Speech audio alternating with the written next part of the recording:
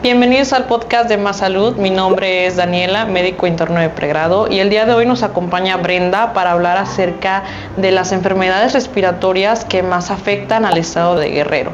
Y bueno, vamos a hablar acerca de mitos, realidades, así también como algunos cuidados y prevención que nosotros podemos hacer en este tipo de enfermedades e incluso la automedicación que las personas generalmente realizan.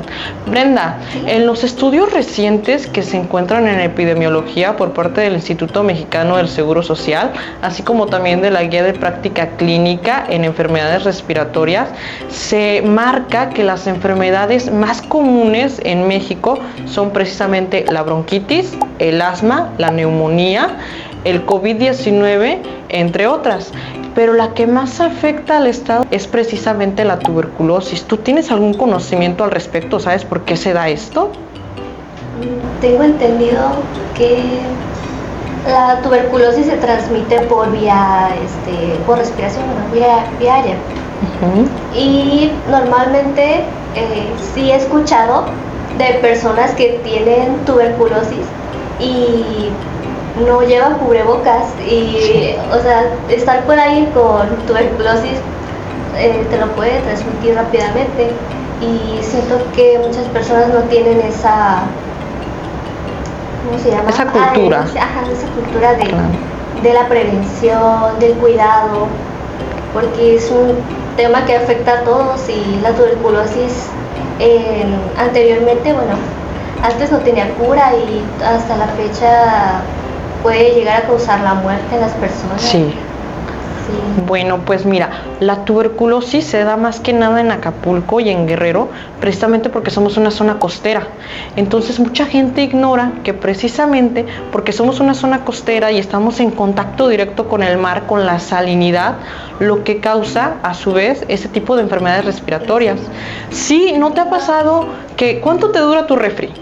¿Mi refri? Sí, tu refri. ¿Cuánto dura? O por ejemplo, pintas tu casa, tu cancel, tu herrería, y luego ves que la pintas y se empieza como a corroer, ¿verdad? ¿Tiene que ver con eso? Sí, lo mismo pasa con la respiración, con el sistema respiratorio, es exactamente lo mismo. Entonces, la sobreexposición que nosotros tenemos a la sal hace exactamente lo mismo que con los aparatos electrodomésticos o con la herrería, lo corroe, lo vuelve mal, lo ensucia. Entonces, esa sal en exceso causa que tengamos tuberculosis. Es de las principales causas que nosotros tenemos en Acapulco. Ahora, te pregunto, y creo que es algo muy normal que se da en las personas, ¿cada cuándo cambias tu cama? Sé honesta. Pues... Sí, pasa un buen tiempo, ¿verdad? Claro, pasa un buen tiempo, pero la cama se tiene que cambiar cada semana como mínimo. Sí. ¿Por qué? Porque, bueno, pasa muy constantemente. En mi caso yo tengo animalitos, tengo gatos, se suben, juegan con nosotros, dejan sus pelitos, sus patitas, por ejemplo mis gatitos, con polvo, con arena, con heces a veces, ¿no? Entonces todo eso hace que se acumulen los ácaros, el moho, que lo mismo pasa con los acuarios, incluso con la sal que estamos constantemente expuestos, son reservorios, es decir, entradas de ese tipo de microorganismos. Entonces, como tal, el mar no es el causante principal de todas esas enfermedades, sino que es el moho que lo propaga. Ahora también, por ejemplo, estamos aquí trabajando, ¿no?, en una zona segura, pero ¿cada cuándo tú has visto que limpian el aire acondicionado? Sí. No sabes. El aire acondicionado se debe de cambiar cada 3 meses como mínimo en empresas como esta que están muy expuestas exactamente al mar. ¿Cuántas calles estamos del mar? ¿A una? ¿A dos? Cerquita. Entonces cualquier cosa nos puede pasar, ¿no? Cualquier tsunami o algo así. Entonces los filtros de aire, los que están aquí encerrados como este lugar, se tienen que cambiar cada 3 meses. Ya si nosotros tenemos un aire en recepción donde entran muchas personas, donde entran los trabajadores, los pescadores, entonces sí se tiene que cambiar cada 3 o 4 semanas como mínimo. Entonces, ponte a pensar, nos ponemos en un panorama en donde realmente todo el día estamos en riesgo. todos los días estamos en riesgo. Ahora te pregunto, las dos estamos enfermas. En mi caso es real, pero ¿cada cuánto tú te pones cubrebocas o te lo cambias? muy poco. Muy poco. Solo cuando estoy en mi casa, como pues hay un bebecito, pues sí, procuro ser muy cuidadosa con eso. Sí, entonces no sé si te pasó también en la pandemia de COVID, que todos usábamos cubrebocas, cualquier cubrebocas, porque depende también de nuestros ingresos económicos, ¿no? No vamos a tener para los cubrebocas carísimos de 100 pesos una pieza, pero no nos la cambiábamos constantemente.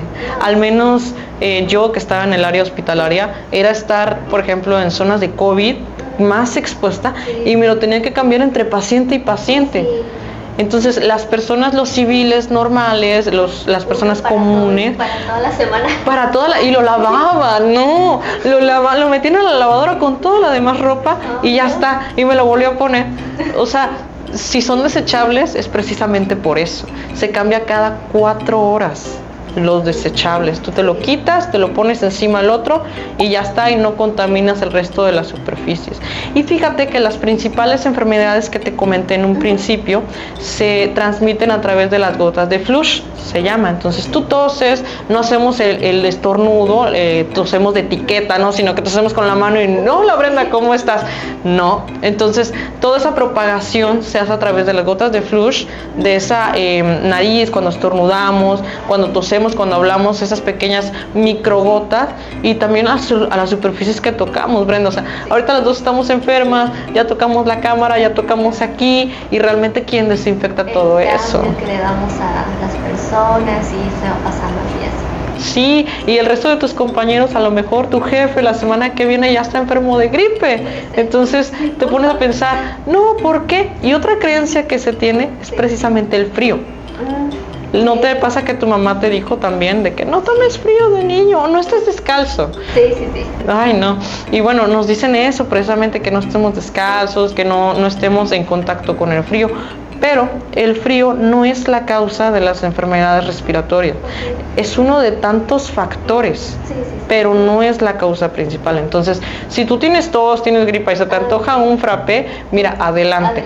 No te va a causar absolutamente nada, no te va a hacer ningún bien, ni tampoco te va a hacer ningún mal. Así como también llegas a tu casa y abrazas a tu hijo, o abrazas a tus mascotas, o te pones a barrer, ¿no? Luego hay personas que se ponen a barrer y no tienen piso por sus recursos, sino que tienen tierra, piso de tierra. Pues todo eso que tú acabas de hacer es como tomarte un frappé, no te va a hacer absolutamente nada. Son factores, pero no te van a como tal dar la gripe. Entonces también hay que desmentir de ese tipo de mitos que tienen las madres de ¿por qué no te pusiste suéter aquí en Acapulco? Porque ya tomaste el frappé. Por eso te enfermaste. Sí, por eso te enfermaste, esa fue la causa. No porque no has cambiado las sábanas, no sí, o porque por el calor que hace, ¿no? Luego dicen, los cambios de temperatura muy bruscos. Los cambios de temperatura muy bruscos sí son una condicionante de tantas que hay, de las que te acabo de mencionar. Sí, por ejemplo, no sé si también hayas viajado recientemente, algún viaje que hayas hecho, y vas en la cabina del camión muy cómoda y todo, y luego sales aquí a Acapulco y está el calor y ese cambio brusco. Bueno, sí te puede generar, porque existen ciertos microbios, ciertos organismos que se encuentran en el aire y pueden estar tanto en frío como en calor. No sé si también te pasó. Yo estaba, fíjate, una anécdota que me pasó, era un poquito más joven, era más chiquita, tenía yo 19 y estaba la pandemia de COVID-19, y me encontraba yo en una fiesta ahí en un antro y estaban súper felices diciendo, el COVID no viene a Acapulco porque le teme el calor y todo, sí, y súper fiesta, todo bien, y al día siguiente cerrado todo. Llegó y el calor y el frío no detienen este tipo de enfermedades, al contrario, las acentúan más. Somos personas, tanto personas en fríos extremos como Monterrey o Guadalajara, como personas que están en calor constante aquí, Yucatán, imagínate cómo están de la garganta, o sea, súper mal, y es una realidad que muchos acapulqueños ignoran. O sea, se preocupan, y está bien que se preocupen, porque al final de cuentas la atención primaria es muy importante. ¿Te preocupas? ¿Cuáles son las enfermedades más comunes que escuchas? El resfriado, las que mencionas precisamente, porque igual... Pero por ejemplo, ¿no escuchas diabetes, hipertensión? Sí. Y la gente súper asustadísima con la diabetes. Y está bien, pero lo que siempre he dicho a los médicos, a los internos, incluso a las personas que hacen este tipo de proyectos como podcast, entre otras cosas, hay que hacer un estudio sociodemográfico. ¿A qué me refiero con esto? Hay que estudiar la población para ver a qué soy más susceptible y a qué no soy tan susceptible. No es lo mismo la tuberculosis que hay aquí en Acapulco por el factor que te acabo de decir, que la tuberculosis que hay en Ciudad de México por la contaminación del aire. Entonces, también pasa que dependiendo la cepa, se le dice el tipo o incluso la enfermedad, es el tratamiento que le voy a dar. Y muchas personas agarran también, seamos realistas, tú, yo, todos, tengo gripa, ¡ay! Un paracetamol, y ya te automedicaste. Y no sabes el daño que te estás haciendo al automedicarte. ¿Alguna vez te has automedicado? Sí. Sí, ¿y qué te has tomado? Solo lo básico, que es paracetamol para la fiebre y así. Lo normal. Pues que hay personas que luego agarran los antibióticos y Sí. he escuchado que eso es malo. Sí. Automedicarse y más con antibióticos, porque después como que pasa esto de que se hace más fuerte el virus, ¿no? La bacteria, y como que más adelante es más difícil como que erradicarlo. ¿Podrías explicar un poquito eso? Lo que pasa es, vamos a hacerlo una metáfora, un ejemplo. Ajá. Estás tú aquí trabajando y está tu jefe, en la entrada está el policía, allá abajo lo tenemos, y tú muestras tu credencial como si nada y pasas, eres trabajadora de aquí, y cualquiera que muestre su credencial pasa, pero ponte a pensar que un día se te olvida la credencial y no pasas, pero le dices, oiga, yo vengo todos los días, no puede ser, por favor, y pasas, pero otro día traes un amigo tuyo, es que nada más viene por una cosa, lo voy a pasar, y esa persona que no tiene credencial ya se metió a esta oficina, ya se metió a este lugar. Lo mismo sucede con los microorganismos, con todos los virus. Todos los virus pasan y, bueno, sí, el sistema dice, porque estamos llenos de virus, el sistema dice, no, pues sí, puedes pasar, tú puedes pasar, todavía no son tantos como para generar una enfermedad, todos pueden pasar. Pero llega un punto en el que dice, ya no, ya hasta aquí, y tu sistema inmunológico se empieza a activar y uno se quiere pasar de listo y dice, ay, por favor, el glóbulo blanco, déjame pasar, y pasa, y pasa, y pasa, y pasa otro, y pasa otro. Entonces esa puerta de entrada que se les... Los glóbulos blancos los que permiten... Sí, los glóbulos blancos son el principal mecanismo de defensa. Sí. Entonces, ¿por qué dejarían entrar a esa bacteria o virus? Mira, pasa algo muy importante. Se camuflajean entre... Estamos llenos de microbios. Todos. Tú tienes E. coli, tienes absolutamente todo. Tienes en ciertas cantidades. Pero cuando tú te expones a un lugar, por ejemplo, con mucho polvo, en el caso de enfermedades respiratorias, ese polvo puede estar lleno de virus. Entonces, el polvo no es dañino, sino lo que transporta. Entonces llega a tu sistema y los glóbulos blancos dicen, sí, el polvo puede pasar, no hay ningún problema. Y pasa otro átomo, otra molécula de una bacteria y dice, sí, de los 100 lugares que puede haber, no sé, de tuberculosis, tenemos 98, puede pasar otras 2 moléculas. Y pasan otras 2, pero si quiere pasar de listo otra, ya no quieren ser 100, quieren ser 101. Pasa, tú te tomas un antibiótico y le das la puerta de entrada, o sea, quitaste al policía de la entrada y le das la entrada, órale, todos pueden pasar y todos pasan y haces esa resistencia antimicrobiana. Entonces, ya cuando te vuelvo a dar tuberculosis y te tomes ese antibiótico, ¿qué crees? Ya no va a funcionar y vas a tener que escalar y escalar y escalar. Entonces, ya llegamos a un punto en el que los antibióticos ya no te hacen nada. No sé si te haya pasado con algún otro medicamento que dices, no, pues me tomo 1 gramo de paracetamol porque 500 no me hacen nada. Sí, justamente a finales del año pasado me enfermé muy seguido de la tos y de hecho fui como a consulta como 4 veces porque no me curaba. Y hasta que al final fui con una doctora y me dio un medicamento que era pues un poquito más fuerte. Me acuerdo que cuando me lo tomé me sentía como que un poquito extraña, pero sí me curé y me funcionó. Sí. Y ya desde ahí como que ya estoy libre. Sí. Ahora, muchas personas tampoco tienen no tenemos, me incluyo. En su momento, cuando pues yo no pertenecía al área de la salud, me incluyo, que teníamos como que la costumbre de, me voy a tomar este fármaco y ya me voy a sentir bien. Y sí, pero también hay que tener en cuenta que todo lo que tú tomes va a tener efectos secundarios, como tú lo mencionas. Entonces, por ejemplo, en el paracetamol puede generar en algunas personas dolor de cabeza e incluso puede atenuar la fiebre. Te tomas un paracetamol y qué contradictorio, no es para la fiebre, pero te da más. O incluso en el caso de algunos medicamentos para las infecciones respiratorias, nos da sueño. El benzonatato, para dejar de toser, nos da sueño. Dice, no, me tumba. O te dan amantadina con clorfenamina y también te tumba. Y también es muy importante que cuando vayas al doctor, tú le digas qué medicamentos ya consumes. Por ejemplo, no sé si te haya pasado. Me lo preguntan. Sí, en mi caso yo consumo ciertos medicamentos que no se pueden cruzar con el benzonatato ni con la clorfenamina, porque me tumban más. De por sí, mira, tomo medicamentos que me tumban todo el día para estar pues más tranquila, porque tomo ansiolíticos, y los ansiolíticos los combinas con ese tipo de medicamentos, lo que van a hacer es que todo el día estés dormida y tú dices, bueno, pero ¿qué me está pasando? ¿Qué tengo? ¿Qué pasa? Y son los efectos secundarios. Entonces siempre que vayamos al doctor hay que especificar, tengo esto y tomo tales fármacos, para que ellos sepan qué combinar y qué no. No sé si de alguna vez te haya pasado.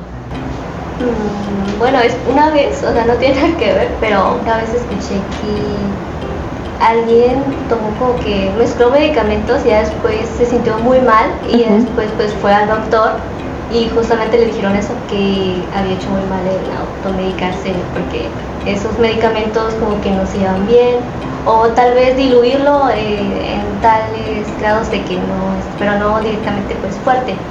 Entonces fue como de que, sí, esa es la importancia de saber, de no automedicarse, y que es muy importante ir con personal médico para que ellos te digan en qué cantidad debes tomarte el medicamento, qué tipo de medicamento tomar, porque he escuchado pues que hay personas que son alérgicas a ciertos.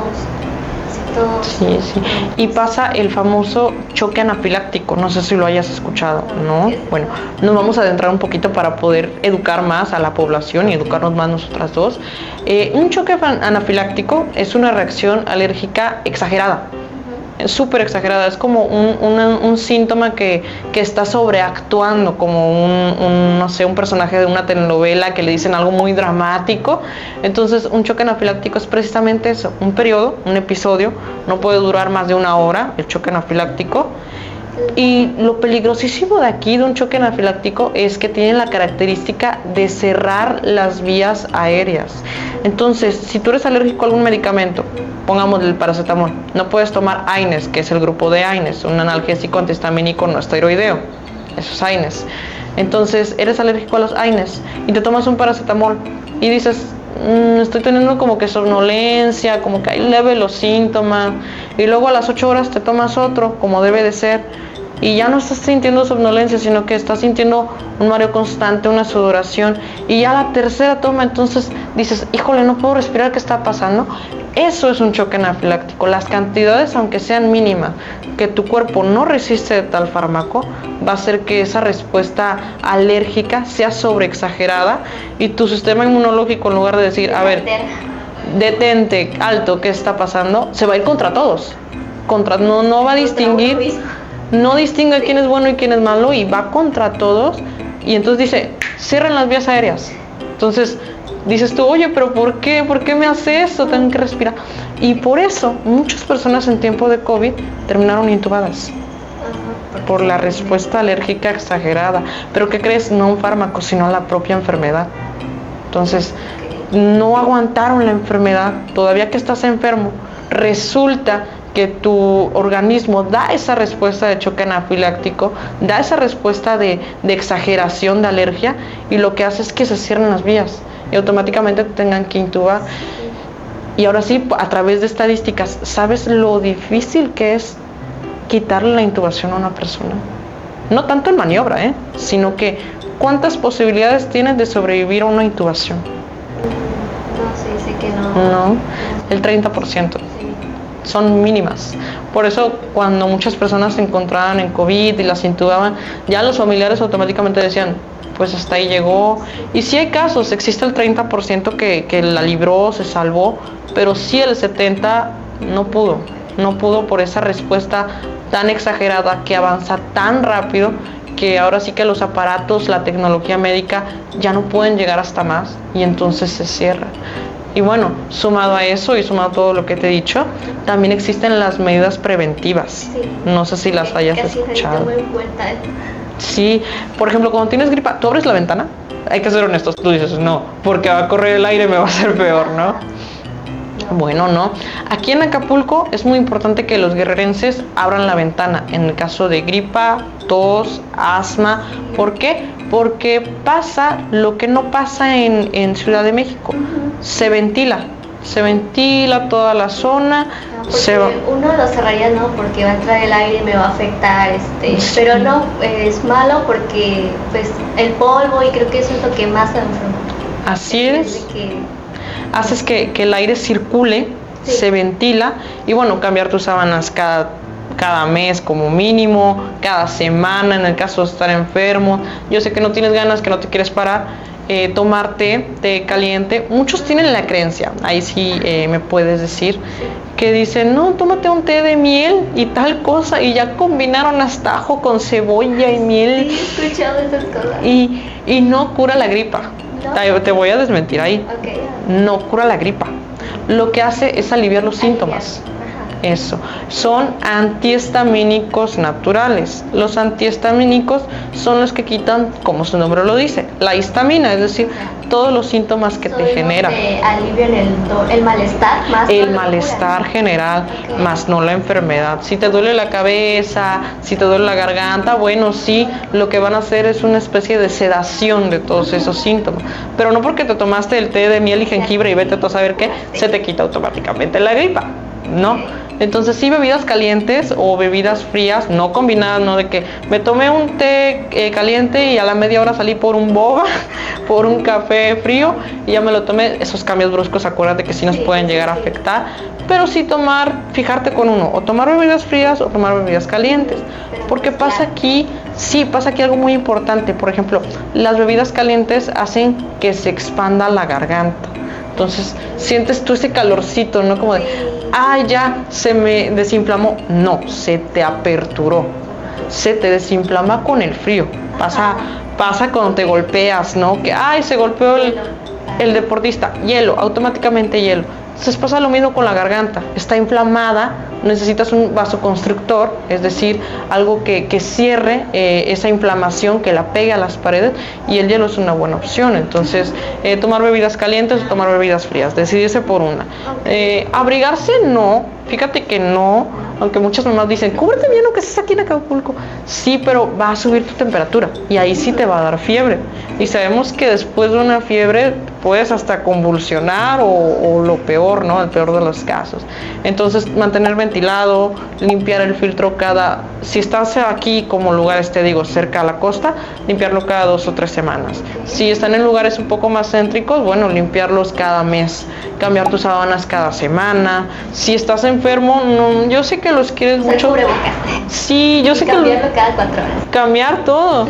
Yo sé que los quieres mucho, yo quiero mucho a mis animalitos, pero no abrazarlos, porque incluso pasa, y por eso ocurren las mutaciones, que tú tienes gripa, lo abrazas y ya le pegaste la gripa, pero ¿qué crees? No la misma gripa que tú tienes, sino que ya evolucionó, ya tu perrito tiene gripa y sácalo de la gripa al perro. Sale más caro que un doctor, ¿no? ¿Cuánto nos cobra? Nosotros vamos con el CIMI, pero los perritos con el veterinario en particular. No. Entonces, sí mantener todas esas señales, todas esas cosas que nosotros podemos hacer, medidas preventivas, y más que nada no automedicarnos, de verdad, es lo peor que podemos hacer. Podemos ir a los consultorios, como lo tenemos aquí en Más Vida, tenemos nuestros profesionales muy buenos, nuestros doctores, cualquier médico general puede atenderte una gripa, una tos. También me preguntaban ayer, doctora, si tengo gripa, tengo tos, si tengo tos, tengo gripa, ¿va de la mano? Entonces yo te pregunto, ¿sabías que no van de la mano? No. Es muy aparte cada uno. Van por aparte. No porque tengas gripa quiere decir que tengas tos, y no porque tengas tos quiere decir que vas a tener gripa. O sea, tenemos un conector, nuestro sistema respiratorio es como una manguera. Entonces, la parte más externa va a ser tu nariz y el otro extremo va a ser tu garganta. Y pues obviamente se conectan. Ese conecte se llama faringe. Entonces, no sé si hayas escuchado la faringitis. Sí. La inflamación de la faringe. Bueno, cuando tenemos gripa y no tenemos esas medidas preventivas de abrir las ventanas, de limpiar, de barrer, de hacer el quehacer que nosotros comúnmente debemos de hacer diario, bueno, pasa que toda esa mucosa ya contaminada baja a la garganta. Suena asqueroso, baja a la garganta, tú ya hablaste, tú ya dijiste todo lo que tenías que decir, ya se contaminó la garganta y mira, automáticamente tos, como un elevador. O pasa al revés. ¿Por qué el elevador?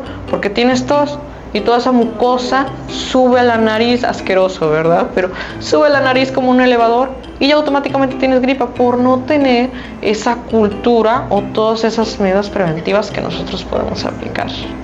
Ya, así es. Es todo un tema. Sí. Todo tiene que ver con todo eso. Entonces ya con todo esto nos educamos un poquito más, nos adentramos un poquito más en el tema. Pues agradezco tu participación, Brenda, muchas gracias. Cualquier duda que tengas, puedes contactarnos aquí en Más Vida, en este podcast Más Salud. Mi nombre es Daniela y muchísimas gracias.